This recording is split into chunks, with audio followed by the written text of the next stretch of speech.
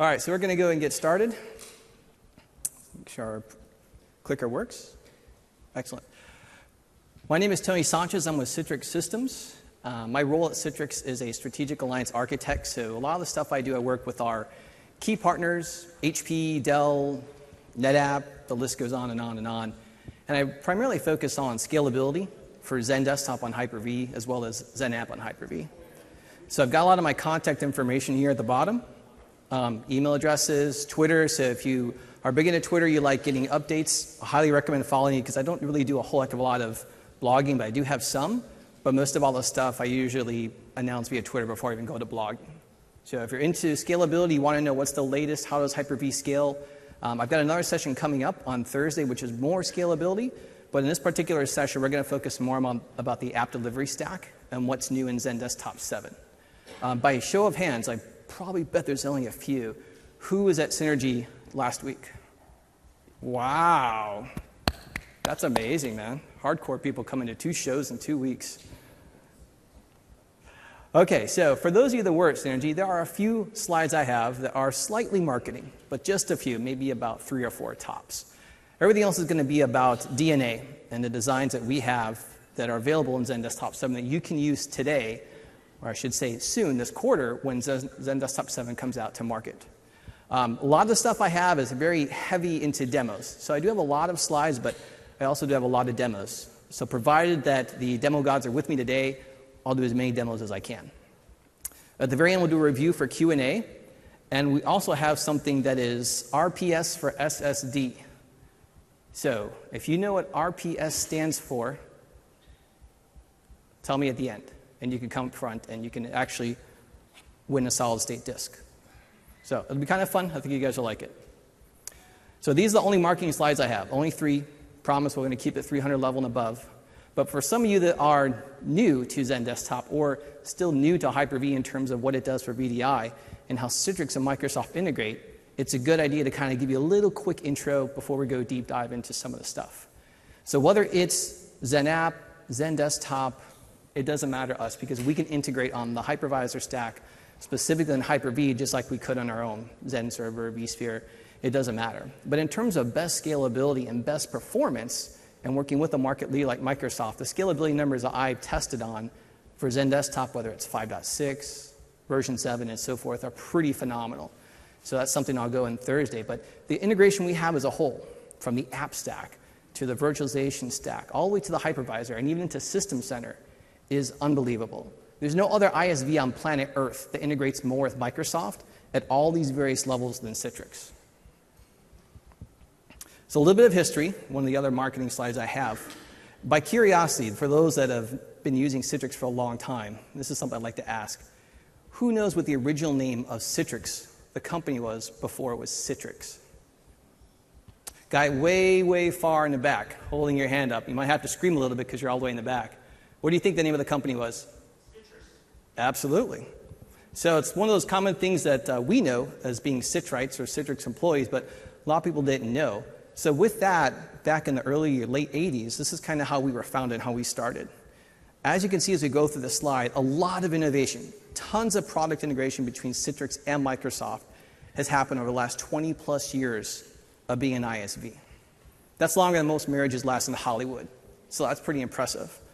If you look through here, we've been named ISV of the Year, Global Infrastructure Partner of the Year, all these things that make it really important for a customer to figure out, if I want to deploy thousands of desktops, I want to manage it with System Center. I want to get the best user experience for administrators and for my end users. There's really only one choice for that. So as we get further into the slide, you'll see in 2012, last year in October at Synergy Barcelona, we announced Excalibur. We also made an announcement just recently in our last Synergy when we're going to come out with Zen Desktop 7, which is the new name for that project, which is due out this quarter.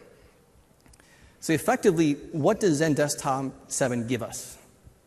So those of you that are Citrix administrators, been working with Zen App for a long time, or even Zen Desktop for the past few years, one of the things we've always heard, and having been a Zen App administrator myself many years before I joined Citrix, it's kind of a pain. There's a lot of consoles. It doesn't make my job easier when I have to bounce from A to B to C to do my job. But what's great is we're able to take a lot of the basic things of Zen Desktop and combine them into a single console. And that gives us, or leads us to where we are now. So XenDesktop 7 definitely provides the best administrative experience by simplifying a lot of the day-to-day stuff for mobility, for security, and so forth, all within a single console called Studio.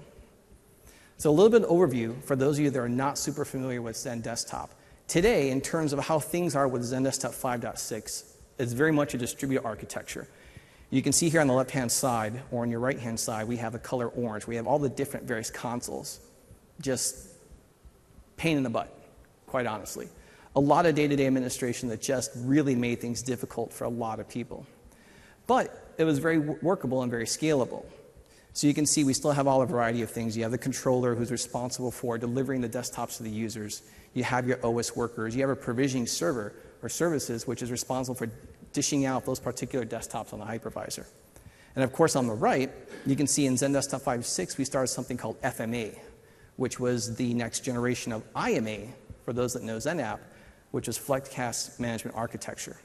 So the whole idea was this, to introduce the concept of workers and the support for different various server operating systems for virtual desktops. With all that in mind, over years and years of building products, it kind of got us to where we are now, and the goal of XenDesktop 7, which is unification, and being able to take a single set of console, or consoles in some scenarios, and be able to merge them to make them easier for an administrator to build, or to design, build, and deploy apps, desktops across the world. So here it's a little bit different. You can see we still have Director and we still have Studio, but what's real nice is that they share a common SQL database. For XenDesktop 5.6, XenApp 6.5, it was all independent. There was no way you could share a SQL database between the two architectures. Completely different. With version 7, it's made a lot more simpler, so you can basically deploy desktops and apps with one single SQL database. At the very bottom, you can see something called OS Workers. We'll get a little bit further into that in the next section. But that's where we can deploy what's called a VDA, or the Virtual Delivery Agent. And that's what makes the connection from the broker, or the desktop controller, to those desktops, whether they're server or whether they're client. Some of the basic release simplifications here are things that are specific with XenDesktop 7. So a lot of the new things we'll hopefully show in the demo if I can get to it. You can see we have single solution for RDS VDI apps. So whether you're delivering client, server desktops, not a problem. We can cover that in XenDesktop 7. The wizards are a lot better. Having worked with this product since version 2.0 of XenDesktop, I've seen a lot of integration, a lot of improvement over the 3+ years, 4 years specifically. So a lot of stuff in terms of security, delegated logging, delegated administration, it's pretty much all there in XenDesktop 7. As far as preference data and applications in the OS, that's even better because now we actually take a lot of the things that were separate UIs, whether it's profile management, whether it's storefront, and we also integrate that right into the Studio console, which you'll see later on in the demonstration. And then next generation platform. So everyone here has heard about Windows 8 Blue. Of course, Citrix has a plan. We're working on when we're going to support that as well with Microsoft. But currently, we do support Windows 8 and Windows Server 2012, as well as System Center 2012 SP1 and SQL 2012. So if that's part of your infrastructure, not a problem because XenDesktop 7 can support that. But once you've built all the architecture, you still have to be able to monitor it. And that's really where the new functions of XenDesktop 7 really shine just over all of our competitors because of delegated logging and administration we can get for monitoring user experience, whether it's user login time, profile time, ICA statistics in terms of round trip, latency between the login process. That data is captured and available inside what's called HDX Insight. So you'll see a lot of that stuff. If you're already a XenDesktop customer, you can download XenDesktop 7 once it comes out. The current version is still Tech Preview 2 from last October, so a lot of the stuff I'm showing you today, you probably have not seen unless you were at Synergy a few weeks ago. So let's go over the architecture real quick. There's controllers and workers, and the reason why I like to bring this up is because some people get confused when they're new to VDI, they're new to specifically version 7. Controllers, basically, if you think about that, as that person who's up in the control tower dictating where planes go, where do they land, which runway do you go to? Do you start on this one? Do you land on this one? That's the whole function of a controller. That's his whole job in life. Now, he creates policies, and he can also do a lot of stuff in terms of disabling drive mappings, printing, multimedia redirection, all those other things also apply. But what's cool about him is that he also supports Windows Server 2012. In previous versions of XenDesktop 5.6, we only supported Windows 2008 and 2008 R2. So as far as workers, it's a little bit different. Workers also can be a mix of both client and server operating systems.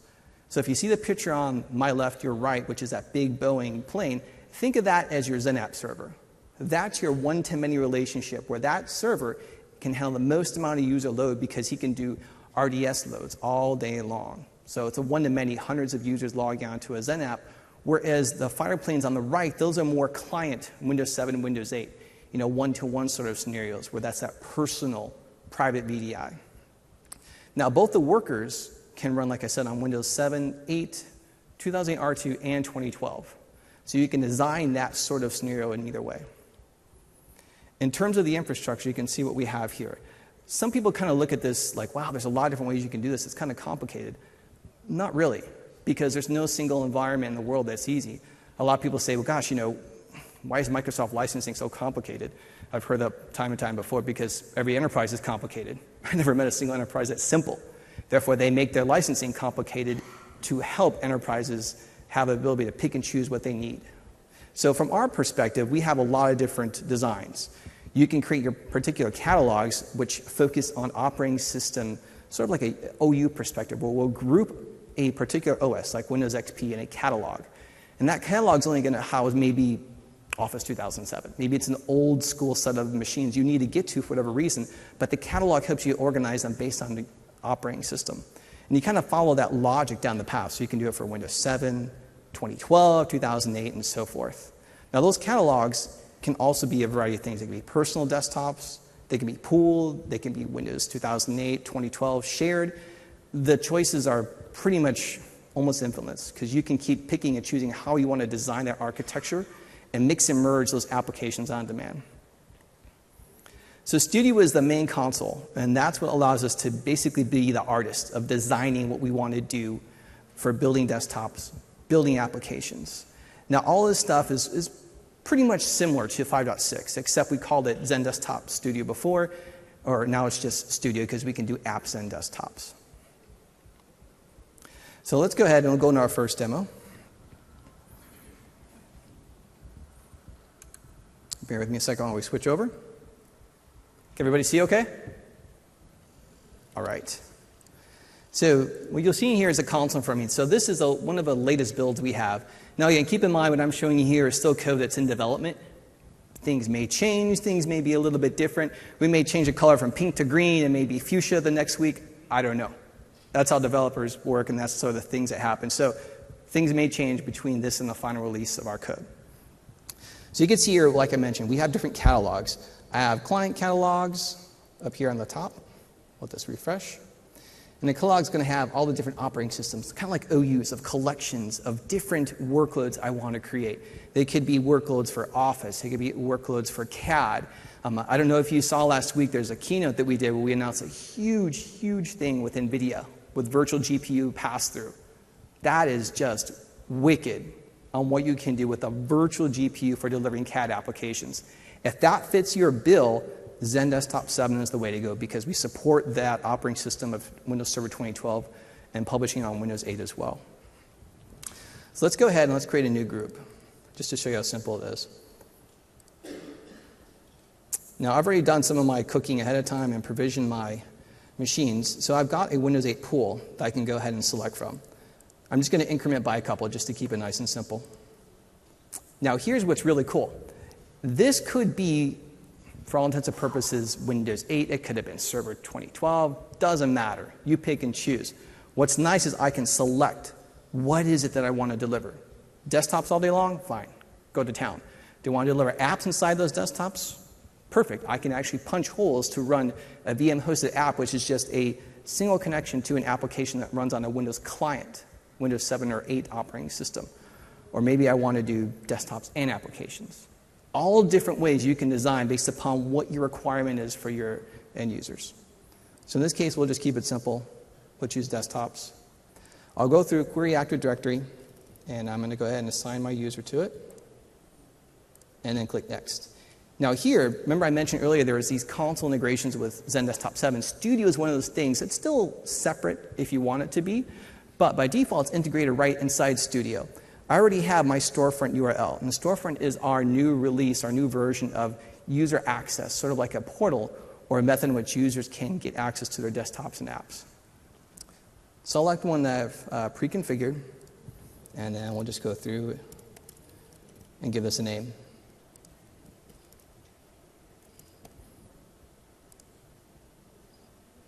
And then we'll click Finish. Now, at this part, my group's being created. I'm talking to the controller. I already have these VMs provisioned on Hyper-V. It's going to go through the process of talking to VMM. VMM's going to do this check and balance. He's going to say, OK, great. Do I have these VMs already ready? Are they in a state where I can power them up? Boom. Go ahead and power the VMs up. Give them a few minutes to power up. They're going to go through, do a variety of boots. Whether I'm using provisioning servers, I can do Pixie. Whether I'm using MCS, I can do just straight disk-based booting, kind of like a HD boot, so to speak. So either way, doesn't matter to us. We can support either one of those designs. So at this point, that group's created, and that's pretty much it. I've already created some Windows 8 desktops just by already doing some of my homework. Now, there are prerequisites, some other steps, but just in the interest of time, I wanted to make sure you could see, once I had the basics done, how simple it was for me to publish desktops to a set of users. Now, once that's publishing, I'm going to go ahead and hopefully switch over to Video 3. Now, this is a new version of Citrix Receiver for the iPad. So hopefully everything works here. Got my fingers crossed. We're going to go ahead and log in here, and let's see what happens. Now, the UI is a little bit different, but what's really, really cool about this is if you're an organization that you follow BYOD, whether you're using iPads, whether you're using Surface RT, whatever that may be, there's a receiver for either one of those. But what's really super cool about this is that if this connects successfully, we can actually integrate touch into Windows 8 straight from the Citrix receiver that's running here on my Windows 8 VM, but actually here through my iPad.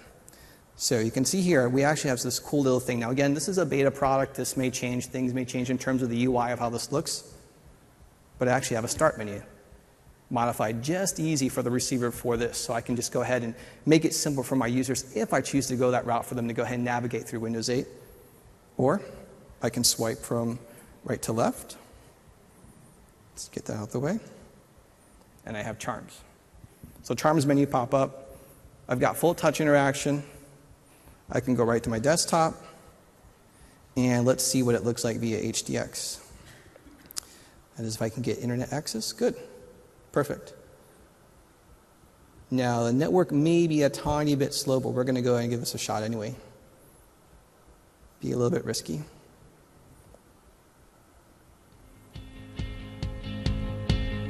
So, now that's the iPad. The amount of coding that went into delivering an HDX quality Windows experience, but yet on the iPad, was pretty difficult by our development team. And that was a big task for them because they want to make sure we can embrace not just the primary Windows devices, but of course from the iPad side as well. So all of that is running. Again, that's over the web. We're streaming that from wherever we have Citrix.com hosted at all the way here to my virtual desktop. Pretty cool? So that's impressive. So when you're even doing that, if you go back and you watch that keynote at Citrix.com, you'll see that section where we talk about the NVIDIA GPU pass-through functionality that's applicable for Zen Server. What was really neat about that is actually Brad Peterson was actually taking those designs and animating them, rotating them. And I was actually backstage building a lot of that stuff with a lot of the teams back there. So it was just impressive on how we built that design and how they could get something so complicated as CAD. Because there's no person on earth that thinks CAD's easy. It is absolutely challenging to use if you've never used it before. But yeah, giving them a device like this that is easy, that's pretty powerful. So pretty cool stuff. So let's flip back to the presentation.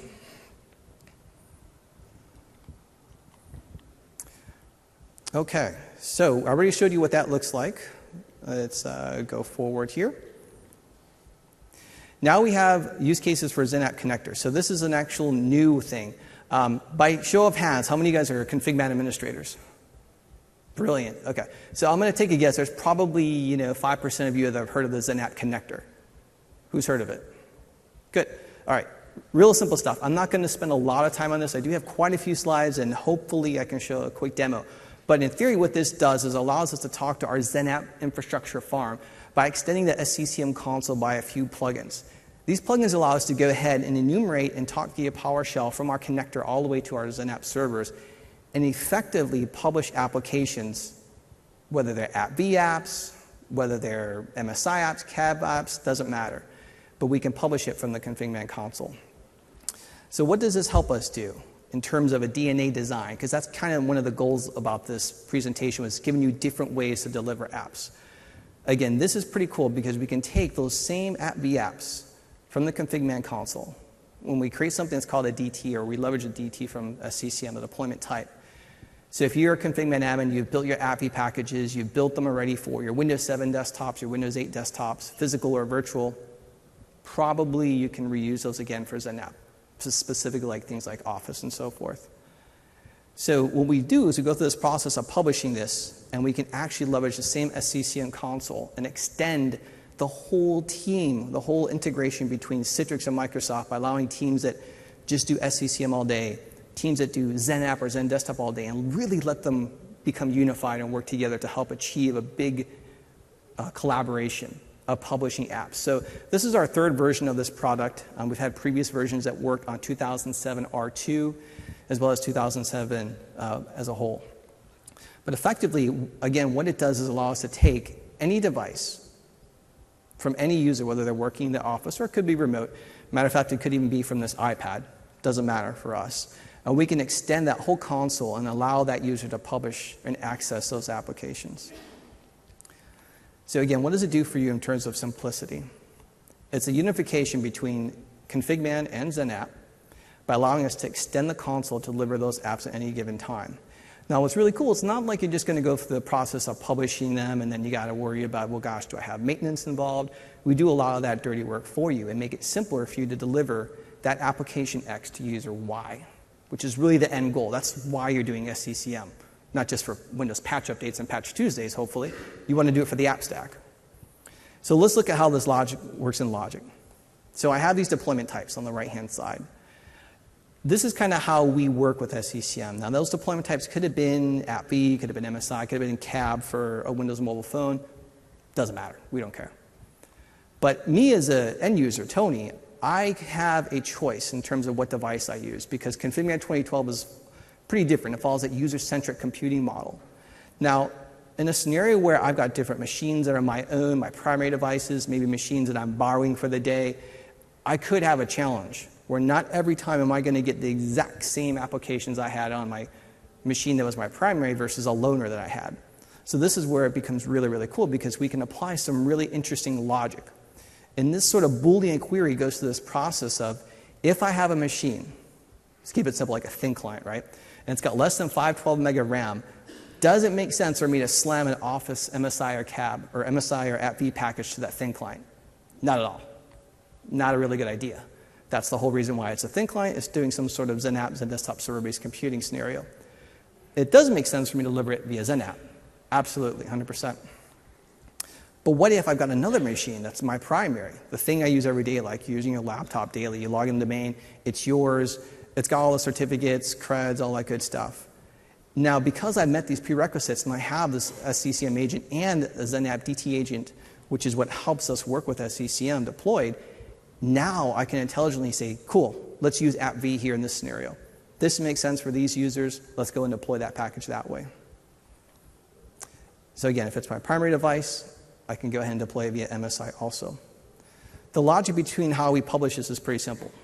First, we create an application, whatever way you want to do it, sequenced through AppV, MSI, doesn't matter. We go through the process of determining where we're going to push or deliver the application to for a target collection. These target collections are the XenApp servers. And then we target users. In the previous versions of this product, it really wasn't user-centric because ConfigMan wasn't user-centric. It was device-based.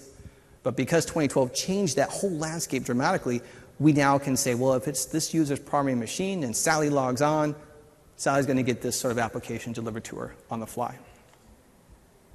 So the workflow kind of goes like this. I go ahead and log in to the SCCM console. Now the console goes ahead and it creates the XenDesktop publication and the DT parameters. So it'll take it, he'll talk to the XenApp server and figure out what's the best way to deliver this application, whether it's immediately, whether it's through a schedule maintenance time frame, and then the app gets pushed down to those XenApp servers on the fly. At the very end, the user logs in their machine, whether it's going through receiver, whether it's going through the SCCM catalog. Either way, that user can get access to that application. And they can subscribe to it, like I said, through receiver. What's cool about this, even though it is config-man console, the same logic applies. The same icons follow that user. If you publish them for the desktop, boom, they're going to follow that user to the desktop. If you publish them to the start menu, they're going to follow the user to the start menu. Now, it also works if you're a provisioning server administrator with PVS, which is our secret sauce for single image management. The same concept applies here. We install the SCCM agent, we install a DT agent, and we go through this process of publishing the application. So it could have been single XenApp servers, it could have been a pool, it could have been with provisioning server, it could have been without. And as we go through the same process, again, the applications get pushed from config-man all the way to XenApp. And then the user launches that application via receiver. So I'm going to try to show a quick demo, if I can, of this one. I will bounce over to my machine. OK. All right, so I'm remoted here into our Zen desktop session here in corporate. This may be a little bit slow, so bear with me. There's a long delay, so could be a little bit of a latency in terms of me seeing some of these remote VMs. So it's about triple hops is what I'm doing right now. So right here you can see I've got the config-man console opened up. Now you can see on the left-hand side there's that extension for XenApp. Because we installed our particular MSI, we extended that console. So if you fire up the SCCM console now, you definitely won't see it. But if you install our utility that extends that, this allows us to talk to the XenApp infrastructure. Now I've already picked a particular package that's already installed, and I'm going to go ahead and click Next. Now here I can specify the destination for my distribution point, which is what I have by default. And I'll go through the rest of this publication process. Next, I can specify when I want to push it, and so forth, and push it through the software distribution center. So a lot of this stuff is pretty simple stuff. It's just going to go through, take that application, validate it, and then go through the process of pushing it from the config-man console all the way to the XenApp server. So if I jump over to here, this folder extension is basically those apps that I pushed from that console all the way over to my XenApp server. So the publishing process is pretty simple. It's almost identical to publishing it in the XenApp console here. So that's another design. So you could have gone to that route of publishing applications straight from SCCM console. Now it does require, of course, SCCM, but what if that's not what you're using? That's where we have another integration here, straight with app v5. Now, this makes sense because a lot of customers I've talked to and architects say, OK, well, I've got these different BUs, and they don't really participate in config-man in this particular organization unit, but they do have an app v5 server. Not a problem. As long as you have the infrastructure set up, we can actually bulk publish from the studio console of Zen Desktop 7 all the way straight to the app infrastructure using PowerShell, which is really, really impressive. Never before could we do that in the history of Zen Desktop. We can never specifically directly talk to AppV natively. We had some third-party integration here and there, but this way we can do it through PowerShell. So in terms of how the normal process is for the design, you've got your components here. Obviously, you have your AppV server, your publishing server, and so forth. And then you have your client that's responsible for launching it. Where it's different from the studio perspective is that we actually integrate straight from the broker, again, because the studio runs on that broker controller. And then we have our VDA, and our VDA is our agent that goes on that server, that Windows client VM. Once that VDA is installed, we have the ability to go ahead from our studio and talk directly to the AppV console. Now, to do that, we have to leverage the AppV SDK. That's the only way we can actually make some of these PowerShell calls from our stance, talking from our infrastructure straight to the AppV management server. So I'll kind of go through a couple more of these. So as the studio goes through, we'll call the AppV SDK. The broker sends that new push of the AppV client from the console all the way straight to that VM. And then it's delivered. So the console extension looks like this. In the screenshot I have here, by default, when you install Zen Desktop 7, there's going to be a function after the configuration that allows you to point directly to your AppV infrastructure. All you need to know is your management server, your port, and make sure you have appropriate access. That's it. It's that simple to set it up. The logic is pretty simple. So we take Studio and we actually go through a couple technical steps in terms of how PowerShell integrates.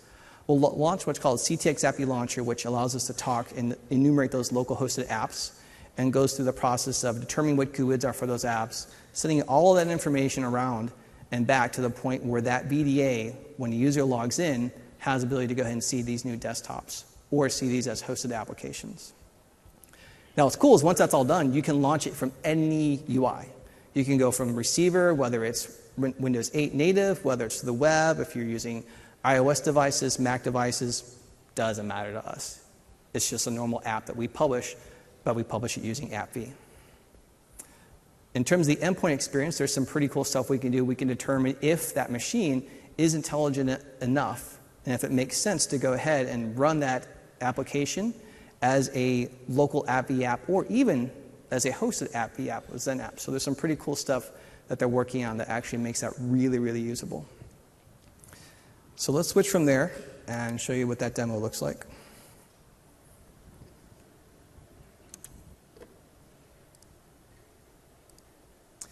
Okay, so here's my console. And there's my AppV publishing node. So I've already connected to my infrastructure. I've done the dirty work, got it all connected. It's all good to go. So what does the logic look like if I want to publish some apps? So from here, I can go ahead and I can see I have an app catalog already, but I want to actually go through this process of publishing some apps. What does it look like when I go through this? You can see I have some already done here. There's an XML notepad, there's an AppV package, and also another Microsoft app. So let's create an application and see what this looks like. Now at this point, I can select what I want to do at this next screen. But what's pretty cool is it already sees I already have a delivery group. So I'm going to go ahead and select Math, or actually let's select Notepad as our delivery group here. Now, here's where the cool part is, assuming this works, hopefully. Good.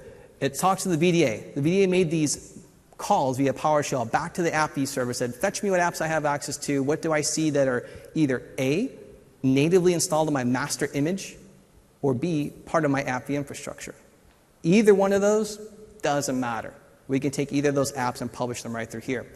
So I can select this AppV sequence app that's available. I could select this one. I could just go through the list and pre-select these in sort of a bulk publishing method.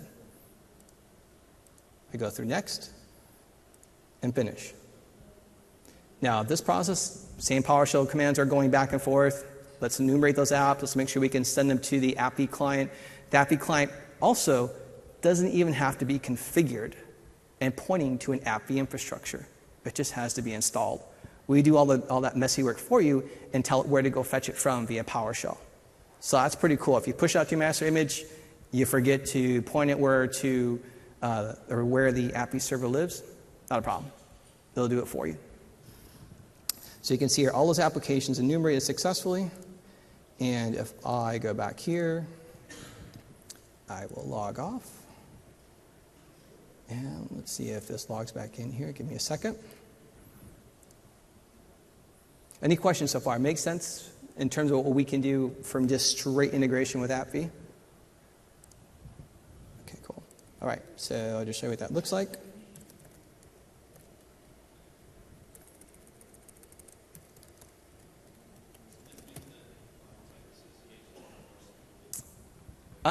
I'm sorry, can you repeat that a little bit louder, please?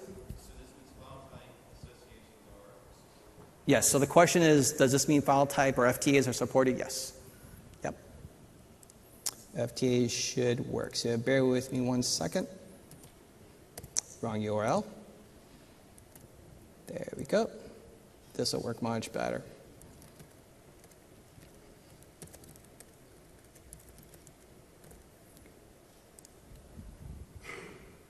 Now, if everything works correctly, I should see those applications pop up here. Now, unfortunately, I can't launch them because my RDS license expired. So I'd love to show you me launching them, but it's not going to work. So I've got to go pick a bone with my friend to get new licenses. So one of the things you just can't do without licensing. But yeah, so you can see I could go here back to receiver, select, add them, boom. They're there.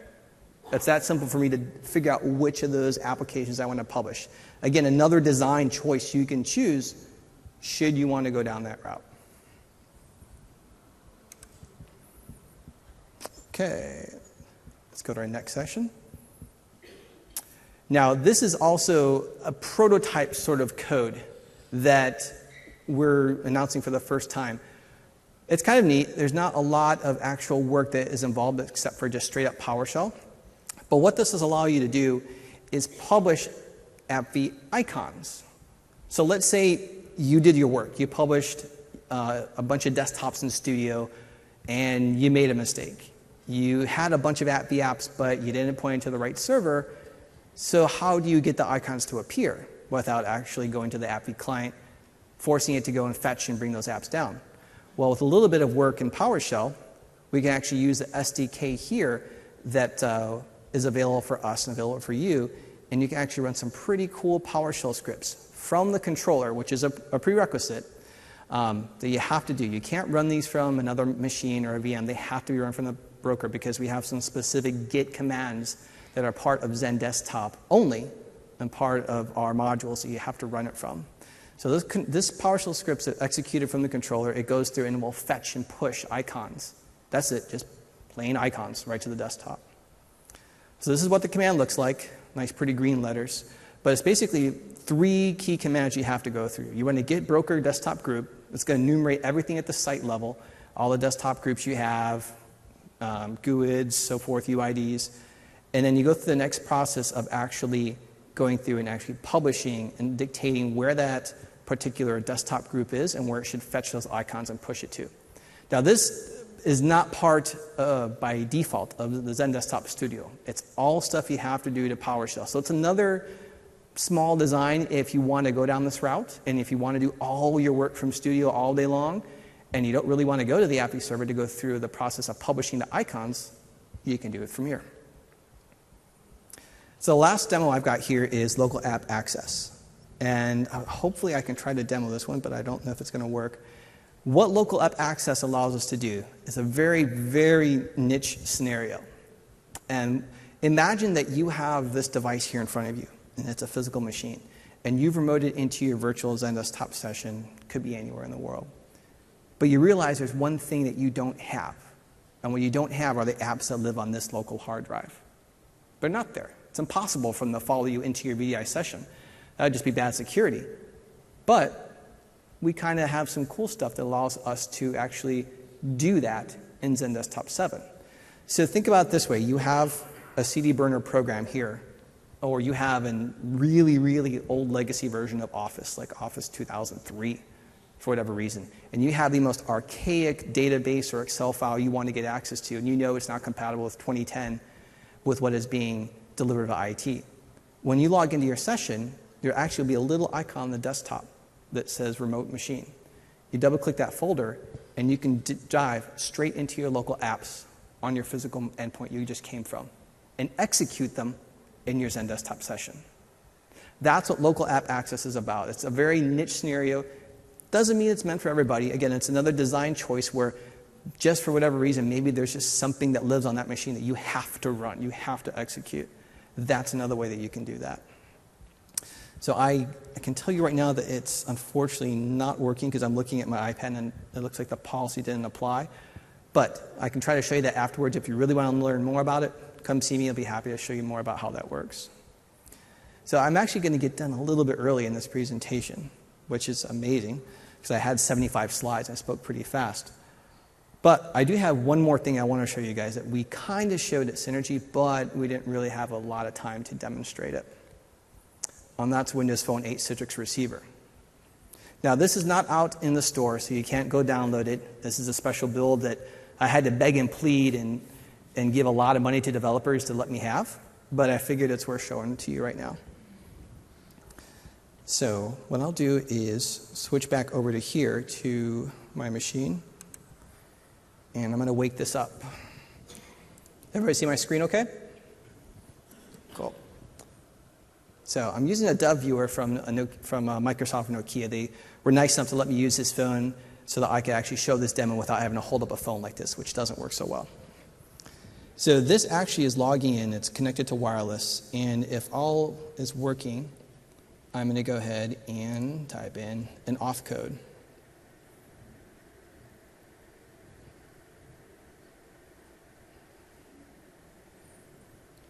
And let's see if it authenticates. Now this is, of course, connecting to our corporate infrastructure. So hopefully the Wi-Fi is not too bad here. It was okay in my hotel room, but again, that's different when you leave your hotel room and you go to a conference center. So I've authenticated with two-factor authentication. I'm using our VIP access that we use to authenticate. And if all is good, it should enumerate the application set that's hosted from XenApp and XenDesktop from Storefront. Now, it may take a little bit of time, again, because I'm connecting through the wireless, but this is something that we're working on. Can't say when it's going to be available, but it's actually code that we're working on just about every day. So it may work, it may not work, because the wireless is so slow, but let's see. We'll try one more time. There we go. Yay, okay. I connected. So you can see I've enumerated my list of apps. I got a whole ton of stuff here I can launch from. Let's go ahead and do the most simplest one, like Word. Now again, this may be a little bit of a delay as well, going through the public Wi-Fi, because I bet you guys are all on it at the moment. But it'll go through, connect to the XenApp server, and basically launch any Windows-based application that I had hosted in my infrastructure. But of course, I'm doing it from my Windows Phone 8, which is pretty cool. So that does that, but we'll let that one continue to go. And I'm going to actually log into this one here and show you something else. Actually, can you repeat that question? I can't hear you. No. We have receivers for just about anything that turns on. So Android, Windows, coming soon. Obviously iOS, Crackberries, Blueberries, you name it. The list goes on and on. So let me go ahead and see if we actually can make this work. So let's connect to 8. All right. So this is actually a tablet I have from the Build conference a couple years ago. And it still works from time to time. But I'm going to go ahead and launch it real quick. This also is going through the web, so it may be slightly slow in terms of me connecting to this demo app here. But what's kind of cool about this is I also have another phone here next to me that's another Nokia one. And if that does connect through our Wi-Fi, what I am able to do is actually use NFC. So pretty cool. So think about this. You have a tablet, you have a machine next to you that supports NFC. Wouldn't that be really just freaking cool if you didn't have to authenticate again and you could just roam your session from one device to another? That's effectively one of the cool prototype projects that we're working on. So we actually would be able to NFC one ICA session or one XenApp session from one device to another. That's simple. Only thing you need to do is make sure that both devices are configured, pointing to the right storefront, the right website, so forth, and you're pretty much good to go. So unfortunately, the Wi-Fi is just not cooperating, but if I would connect, you'd see Word launch, and then I could roam it over to here.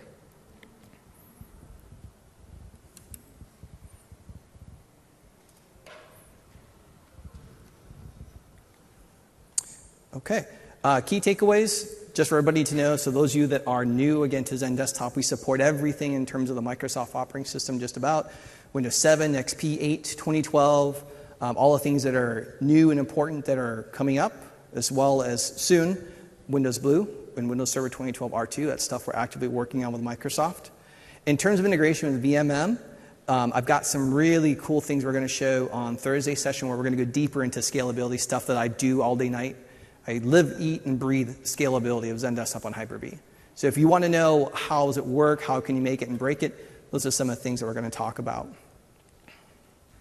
All right, so by show of hands, who wants a solid-state drive? Oh, come on, man. At least clap or something. Good Lord, man. This comes out of my pocket, man. I'm giving this because I love you guys. This is straight out of my pocket. So we're going to play a cool game. Ken, maybe you can come up here and give me a hand for a second. Ken Staples, if you guys are not familiar with him, Ken's another super genius at Citrix, been around for, I don't know, how long? Too long. Too long. So what we're going to do is pick 4 people at random. Keep it real simple, okay? Ken, I'll pick from the left side. Maybe you can pick from the right side. So who wants to win? Raise your hand. I'm just going to pick two people. I'm going to pick you in the green and black shirt, and then I'm going to pick the guy in the black shirt with your phone or something. There you go, right there. Yep, so come on up. Come on up. I'm not going to make it simple. I'm not just going to throw it to you. I'm good with light blue shirt on the side because the light's in my eyes and I can make out that color. Nice. Good one. And, oh, I see two hands waving way up high. Right, yeah, there you go. There you go. All right. Come on down. So, guess what? Your eyes, it's all about motion and bright color. That's right. That's right. Here's what we're going to play. Rock, paper, scissors, lizard, Spock. So, I hope you played rock, paper, scissors at least. We're not going to play the lizard Spock. We'd be here for hours. It would just take forever. So if you can go over where Ken's at over on his side. This is a pretty simple process. Here's how it's going to go. You get one shot, so it's going to be a heads-off competition. You two will go against each other. You two will go against each other. You can only use rock, paper, scissors gesture one time. You cannot repeat the gesture twice. So you need to be kind of logical and think about what you're going to do because you got a 1 out of 3 chance of using the right one. Okay, so I'm going to go first with my side, Ken. I did. All right, so between you two, I'm going to count to 3. I'm going to go like this. This is kind of a practice. I'll say rock, paper, scissors, and then you go. Okay. Are you ready? Yep. Okay. Rock, paper, scissors. Gotcha. Okay, you're in the finals. Your turn. All right. You guys ready?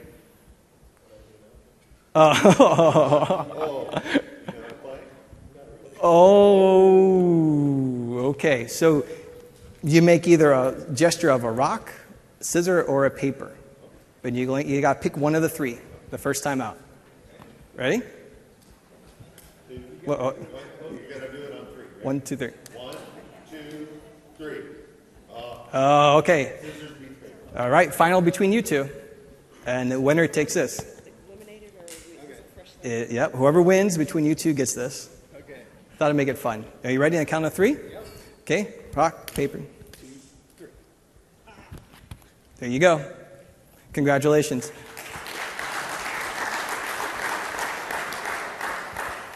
Okay, so Q&A, again, related content. There are some really, really good AppV sequencing classes if you're super wanting to know more about it. Some of my friends are working on that session. Really great content. Highly recommend you attend it. If you want to learn scalability, come see me on Thursday. I'll tell you how it all works. Please file your value. What's that? Oh, wait. Did I mess that up? Oh my gosh. You get enough, then I'll give you one. You win, so I'll give you one too. That was my fault, so you win automatically. It's all right. I'll give you it after the session. Okay, I've got an extra one. All right, so please fill out your evaluations. Let me know what you think. Good, bad, ugly. Of course, I'm not a rock, paper, scissors expert. That's why I had Ken. So thanks, guys.